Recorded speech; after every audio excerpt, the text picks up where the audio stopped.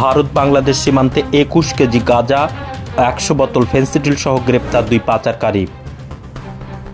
উত্তর 24 পরগনা জেলার বসিরহাট মহকুমার স্বরূপনগর থানার হাকিমপুর বিথারি গ্রাম পঞ্চায়েতের তারালি সীমান্তের ঘটনা।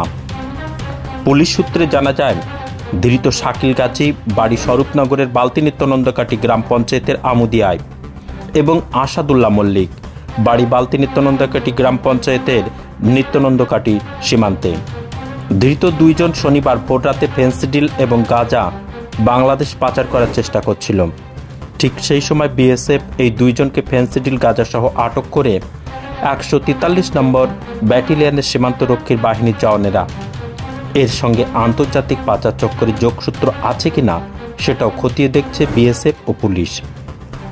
এমবিএস নিউজ বাংলা চ্যানেলের পরবর্তী খবর সবার আগে পেতে ইউটিউবে চ্যানেলটি সাবস্ক্রাইব করুন, ফেসবুক পেজ ফলো করুন, ফলো বাটন ক্লিক করুন, সেই সঙ্গে এই খবরটি ফেসবুকে প্রচুর পরিমাণে শেয়ার করুন।